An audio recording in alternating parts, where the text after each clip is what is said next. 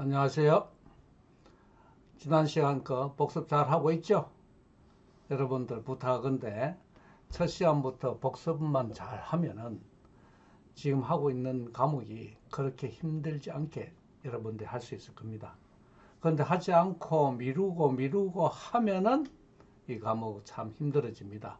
그러니까 지난 시간은 제법 걸리지만은 하는 내용들은 많이 하지 않기 때문에 여러분들 충분히 따라올 수 있을 거라고 생각이 듭니다. 그러니까 예습은 못한다 하더라도 복습 충실히 하시고, 그리고 이 동영상 얼마나 좋습니까? 여러분들 되풀이해서 계속 들어본다면은 처음 들을 때와 두 번째 들을 때 또 다를 겁니다. 열심히 잘 해주기를 바랍니다. 역시 선생님들 여러분들한테 격려합니다. 힘들어도 참아요 라고 이야기하고 있습니다. 오늘은 분할과 동치관계. 지금 이야기하는 것은 지난 시간에 이항관계로서 함수 배웠잖아요. 그죠? 이제 또 하나 중요한 것은 주어진 집합을 이제 서로 공통 부분이 없도록 나누려고 합니다. 예를 든다면 우리 여러분들도 한 반을 이루고 있잖아요. 이럴 때에 서로 고향이 같은 사람끼리 모여 라고 하면 고향이 두 개 있는 사람 없을 거 아닙니까? 그래서 또 그리고 여러분들은 다 고향은 가지고 있을 거 아니에요. 그래서 여러분들의 집합을 이런 고향을 가지고서 디바이드 나눌 수가 있습니다. 그런 묶음이 나오겠죠. 그 묶음을 원소로 하는, 이 묶음들끼리는 공통 부분이 없어요. 묶음들끼리 원소로 하는 새로운 집합을 만들어냅니다. 이 새로운 집합을 여기서 말하는 분할이라고 이야기를 합니다. 그래서 그 묶음을 또 다른 말로 세포라고 이야기하기도 하고 그렇게 되어집니다. 그래서 여기 펜을 한번 불러봅시다.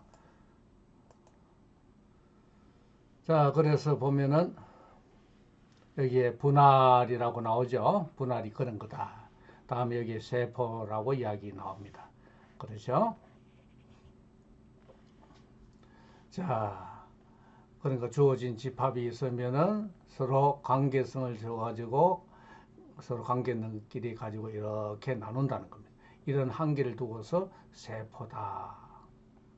이 세포 A1, 세포 A2, 세포 A3, 세포 A4, 이 네 개의 세포를 있다면 이 네 개의 세포로서 이루어지는 새로운 집합, 이 네 개의 세포를 원소로 하는 새로운 집합을 두고서 우리는 파티션, 분할이라고 이야기한다라는 이야기입니다. 이것을 분할. 뭐 별로 어려움 없죠. 여기 중요한 것은 세포들끼리 공통 부분이 있어요, 없어요? 공통 부분이 없다라는 이야기입니다. 이러한게 나눌 수 있는 주어진 집합에다가 이항관계를 하나 줘가지고 집합에다가 이항관계 R을 줍니다. R을 줬을 때 서로 관계 있는 그 예를 들어서 이 속에 A, B가 이 원소다라고 이항관계는 순서상들로 되어 있죠. 이럴 때 했을 때 B는 A하고 관계가 있다라고 읽습니다. 이럴 때에 적는 방법은 이렇게 적기도 하고 요거를 이렇게 적기도 합니다. 그렇죠? 자, 함수일 때는 우리가 F, A, B를 두고서 우리는 F, A는 B라고 또 적기도 합니다. 다 적는 방법이 그거에 따라서 다 이렇게 달라질 수가 있다. 다 같은 의미다 라는 생각을 가지시기 바랍니다. 그러면 이러한 이항관계 중에서 이런 이항관계 중에서 우리가 서로 관계 있는 것끼리 B는 A하고 관계 있잖아요. 그러면 B하고 A는 같은 묶음 속에 들어갑니다. A가 들어가는 데에 B가 들어간다는 거죠. 이렇게 해서 묶음을 묶었을 때에 서로 공통 부분이 없도록 하는 그러한 이항관계가 우리는 동치관계다. 그리고 공통 부분이 없도록 하려면 이러한 성질이 있어야 된다. 항상 자기 자신은 자기 자신하고 관계가 있어야 된다. 그리고 자기 Y가 X하고 관계 있으면 X도 Y하고 서로 관계가 있어야 된다. 대칭이죠. 대칭. 그리고 Y가 X하고 관계 있고 G가 Y하고 관계 있으면 G는 X하고도 관계 있다. 이러한 세 가지 성질을 만족해야지만이 서로 관계 있는 것끼리 묶었을 때에 공통 부분이 없다. 그리고 모든 원소가 한 묶음 속에 반드시 들어간다. 라는 성질을 가지게 되더라는 겁니다. 그래서 그 이야기가 바로 이 이야기하고 같습니다. 그래서 우리는 이 두 개 이야기는 근본적으로 같은 이야기입니다. 자, 반사적이다. 이거 예를 한번 들어볼까요? 자, 예를 어떤 거냐 하면은 우리가 앞에서 했는 뭐를 할까?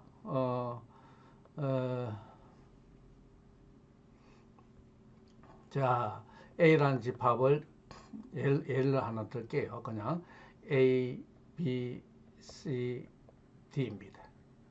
그러면 우리가 여기 할 때 이항관계는 A 카티시안 곱 A를 해서 이것의 부분 이항관계 하나를 가져오겠습니다. 그러면 여기에 복섭, 여기에 있으면 이것의 원소의 개수는 몇 개죠? 원소의 개수는 요거 4개 있고 4개 있으니까 16개의 원소를 가집니다. 그죠? 원소의 개수가 16개, 원소 개수가 16개가 되더라. 그죠? 그러면 이것의 부분집합은 2의 16성 빼기 1. 다시 이항관계는 공집합 빼야 되니까 2의 이만큼 많은 이항관계가 있습니다. 이 이항관계 중에서 요 세 가지 성질을 가지는 이항관계 몇 개 없어요. 그것을 우리는 동시관계인데 한 예를 본다면 이렇게 예를 들면 되겠죠. 우선 자기 자신은 자기 자신하고 관계 있어야 되니까 A는 A하고 관계 있고 B는 B하고 관계 있고 C는 C하고 관계 있고 D는 D하고 관계 있어야 됩니다. 이것이 바로 요 1번 반사적이라는 성질. 일단 이것이 동시관계가 되려면 요 네 가지 성질을 일단 가져야 됩니다. 그 다음에 뭐 여러분 만들 수 있어요. B가 A하고 관계 있다면은 서로 대칭적이 되면 B하고 A하고도 관계 있어야 됩니다. 그렇죠?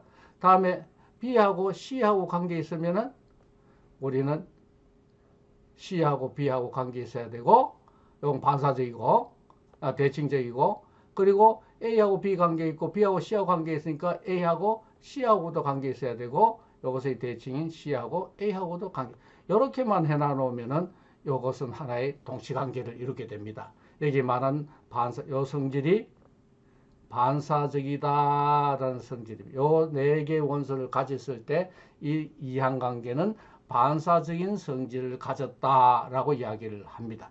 그리고 A하고 B가 있으면은 B하고 A도 있다. 이게 바로 대칭적이다. A하고 B 있으면 반드시 B하고 A하고 있어야 된다. 다음 B하고 C하고 있으면 C하고 B하고 있어야 되죠. 또 A하고 B 있고 B하고 C 있으면 추이적이 되려면 A하고 C하고도 돼야 되고, 이것의 대칭 C하고 A. 물론 다른 동치관계도 만들 수 있지만 이렇게 되었다. 그럼 이렇게 되어지면 서로 관계 있는 것끼리 한번 묶어보세요. 자, A하고 관계 있는 거 다 모여. A하고 관계 있는 거 다 모여. 우선 A 있죠. 그 다음에 A, B 있죠. B와. 다음에 또 A, C 있죠. C와. 그 A, B, C가 한 묶음이 되어버린다는 거예요. 그럼 남은 건 뭐 있어요? D는 지원차죠. 그래서 D라는 묶음이 하나 새로요. 그래서 주어진 이 집합은 이러한 두 개의 묶음, 세포로, 두 개의 세포로 이루어져 있다. 되겠습니까? 그래서 주어진 집합, 이건 뭐 하는 거냐? 다시 이야기하지만은 주어진 집합을 서로 공통 부분이 없도록 나이스하게 쪼개는 겁니다. 그래서 동치관계는 뭐를 사용하느냐 하면은 바로 주어진 집합을 나이스하게 쪼개는 데 사용한다 라고 이야기할 수가 있습니다. 기억하세요. 자, 이것은 자주 나오는 이야기들이니까 꼭 기억하시고 여러분들이 예를 들어서 몇 가지 해 보시기 바랍니다. 자, 예를 또 했습니다.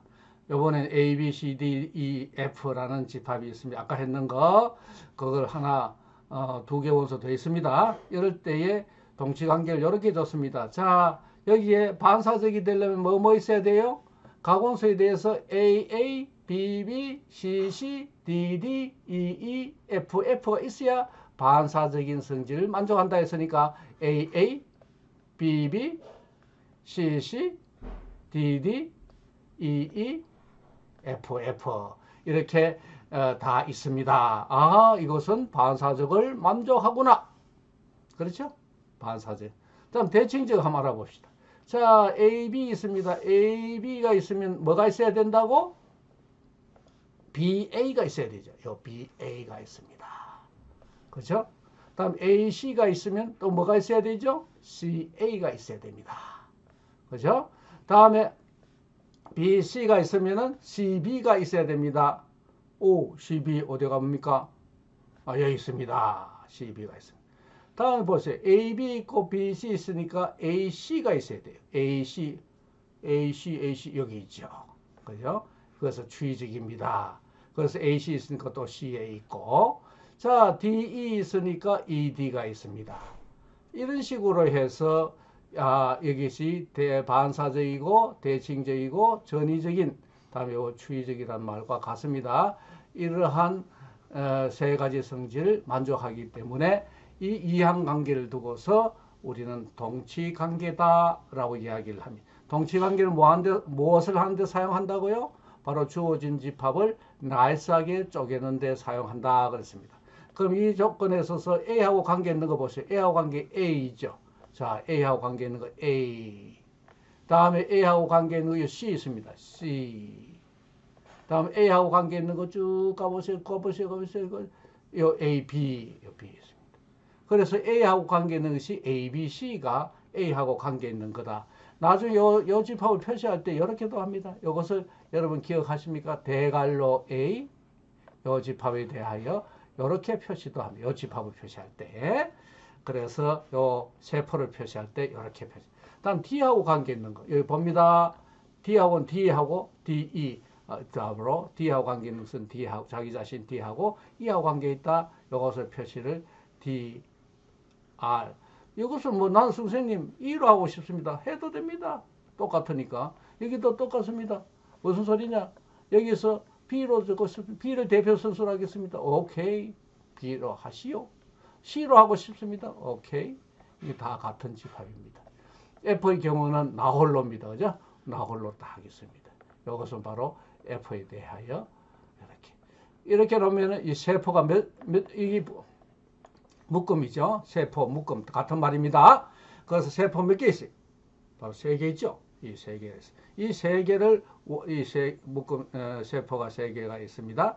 그것을 원소라는 새로운 집합을 우리는 뭐라고 한다고? 분할이라고 한다. 분할. 이거 가끔 가다가 이 묶음을 분할이라고 이야기하는 사람이 있어요. 조심하세요. 묶음을 모아놓은 집합을 우리는 분할이다. 다음에 여기 보세요. 동치력 하는 것도 아까 저 표시 다 해놨습니다. 이렇게 똑같습니다. 서로 공통분물이 없는 것을 서로 소라합니다. 이런 것을 이러한 동치를 모아놓는 기호를 동치관계로 이렇게 써서 연했을 때는 이러한 기호를 사용하고, 우리가 세포 그냥 나눠서 세포로 이야기했을 때는 이러한 기호를 사용하고 결국 같은 거죠. 그래서 우리는 동치관계의 동치류는 바로 세포하고 같은 거고, 상집합이라 하면 나눌 상집합이라고 읽는 것은 우리는 분할과 같은 거다. 기억을 하시기 바랍니다. 자, 주머니에 돈이 오래 있습니다. 이래 있으면은 여러분들 아까 차림표 했던, 지난 시간에 차림표 했던 그 식당에 들어갔을 때 내 주머니에 요밖에 없어요. 그럼 뭐를 먹어야 됩니까? 단장 차림표를 보고 내 돈 7,000엔에 대한 음식이 무엇을 있나라고 찾지요. 안 그래요? 그게 바로 내가 7,000원에 대한 식사가 무엇이 있나를 찾아야 됩니다. 바로 앞에서 이야기했을 때 우리가 함수로 봤을 때에 7,000원에 대한 음식, 그것이 바로 역상이라는 겁니다. 역상. 이게 일상생활에 제일 중요할 거 아닙니까? 슈퍼마켓에 들어갔다. 내가 돈이 얼마 있다. 그럼 그 얼마에 맞는 물건이 무엇이 있는가를 알아야 되겠죠. 내 만 원이 있다. 만 원짜리가 무엇일까? 그 중에서 내가 필요한 것을 고를 거 아닙니까? 그 만 원에 대한 역상. 그래서 살아갈 때에 제일 중요한 부분이 함수에서는 역상을 구하는 거다. 이 값에 대한 7,000원에 대한 음식이 뭐냐? 만 원에 대한 물건이 무엇이냐? 이것을 우리는 그 만 원에 대한 물건을 다 모아놓은 것은 이 만 원의 역상입니다. 그렇죠? 다음에 7,000원에 대한 이 음식 다 모아놓은 것은 뭐냐? 바로 7,000원의 역상입니다. 그래서 함수에 있어서는 역상을 구하는 것이 가장 중요하다 생각에 있어서 아까 이거 봅시다. 이거 함수라 그랬잖아요. 이래 되었습니다. 같은 가격끼리 모았습니다. 7,000원짜리는 이렇게. 이 7,000원의 역상입니다. 역상이 제일 중요하다. 그 이야기를 했어요. 사실 요거와 요거는 서로 묶음이죠. 묶음. 그죠? 동시관계, 상집합, 이런 역상 다 같은 맥락의 이야기다. 그죠? 같은 맥락이에요. 그래서 역상을 표시할 때 이런 식으로 표시를 합니다. 역상 표시할 때 우리는 이러한 기호를 사용한다. 7,000원의 역상이다. 역상. F 인버스 7,000입니다. 알겠습니까? 여기 보세요. 여기도 다 나눠있습니다. 이것이 바로 세포 묶음이잖아요. 이러한 묶음으로 이것이 바로 우리가 해당되어지는 F 인버스 7,000. 그죠? 이렇게 되어진다. 자, 중요합니다. 그죠? 이게 중요하다.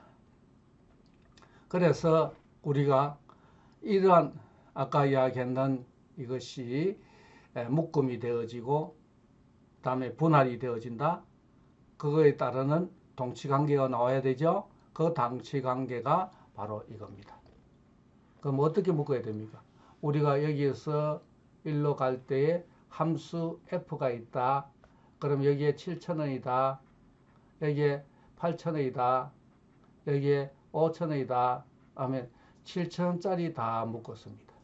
나 묶어보니까 7,000원짜리가 뭐였습니까? 보리밥,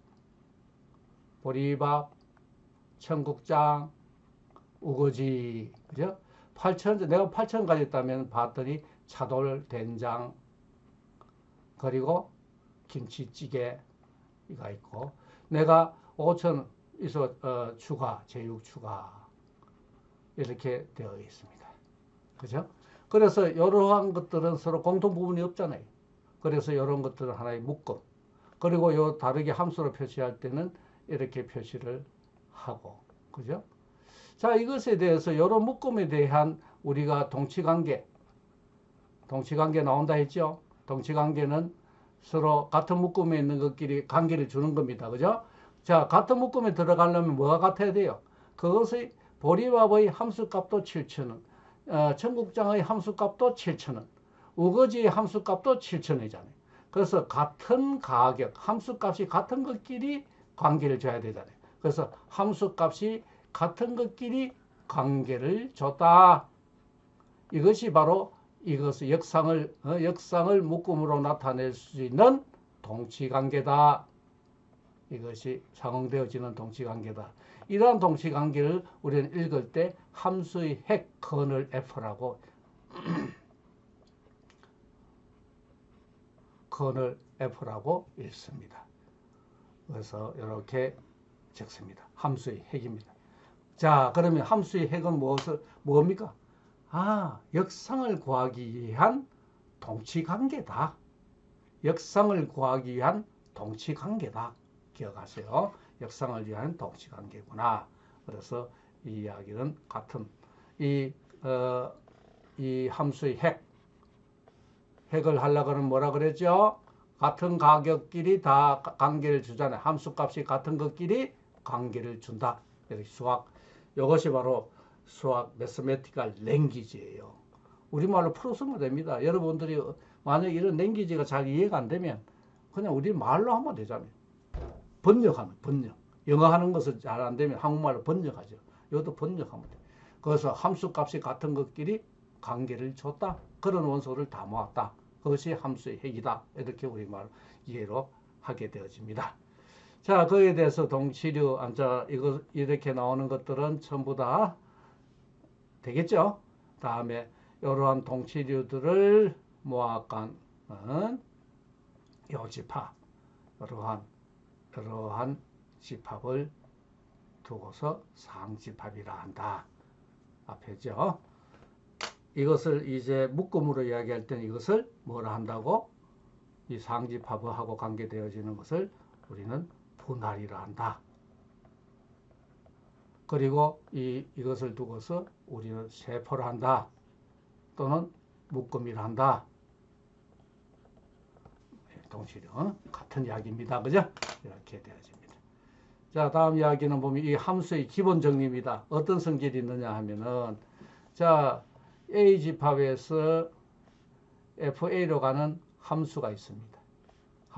이게 함수예요. 함수가 있으면은 이것을 커널 F는 무엇을 한데서 함수의 핵은 무엇을 한다고 했어요? 주어진 A라는 집합을 나이스하게 역상들을 곱한다, 나눈다 그랬죠. 역상 나누면 그 집합. 이 역상들을, 이것은 결국 역상들을 원소로 하는 집합이 되어지, 상집합. 이렇게 되어지면. 그러면 이거하고 FA하고는 뭐냐? 1대1 대응이 된다. 1대1 대응. 이 중요한 이야기다. 여기 그림을 보면 A, B, C, D 할 때 A를 1로 가고 B를 1로 가고 C를 2로 가고 D를 3으로 가고 E를 3으로 가는 함수다. 하면 1의 역상은 바로 A하고 B는 1의 역상이죠. A하고 B. 바로 요겁니다. 요거. 역상 A. 그리고 2의 역상은 C만 되어지잖아요. C만 되어집니다. 그 다음에 이게 3인데 왜 4를 이렇게 3의 역상은 D하고 E. 다시 말해 요 세 개의 역상으로서 이루어진다. 이 세 개의 묶음으로 이루어지잖아요. 그 묶음으로 이루어진 이 집합은 이 세 개니까 요 1, 2, 3하고 당연히 1대1 대응이겠죠. 이게 1대1 대응. 이게 바로 함수의 기본 정리다. 그것을 예를 들어 앞에 있는 예를 보면은, 자, 앞에 했던 그 의의입니다. 보리밥 청국장 우거지는 7,000원, 차돌 김치찌개는 8,000원, 제육추가는 5,000원입니다. 그럼 7,000원짜리의 역상이 바로 이거다. 이거다. 이러한 묶음이 하나 나오고, 다음에 8,000원짜리의 역상은 차돌 요겁니다. 바로 요런 묶음이 나오고, 다음에 5,000원의 역상은 제육추가 요겁니다. 그래서 주어진 A라는 집합이 세 개의 묶음으로 나누어지는 거죠. 세 개의 묶음으로. 이 세 개의 묶음으로 나누어진 이 집합하고 바로 이 집합하고 사이에는 1대1 대응. 바로 1대1 대응은 뭐 하는 데죠? 두 개의 집합의 뭐가 같다? 원소의 개수가 같아진다. 1대1 대응이 어떻게 대응했냐? 이것은 7,000원에 대응하고 이것은 8,000원에 대응하고 이것은 5,000원에 대응하는 1대1 대응이 나온다. 이것이 존재한다. 이것이 바로 기본 정리다. 기억하세요. 여기서 여러분들 마치면서 이야기를 하고 싶은 것은, 자, 분할이 뭐다? 다음에 동치관계가 뭐다? 꼭 기억하세요. 앞으로도 자주 나오니까. 그리고 함수의 핵 꼭 기억을 하세요. 요 세 가지만 기억을 하시고 집에서 예를 들어서 여러분들이 정말 만들어서 한번 해보면, 아, 이런구나. 자기가 손을 들고 해봐야 됩니다. 내가 100번 설명하는 것보다 여러분이 한 번 직접 해보는 것이 가장 좋은 공부다라는 말씀을 드리면서 여러분 수업을 마치겠습니다. 수고했습니다.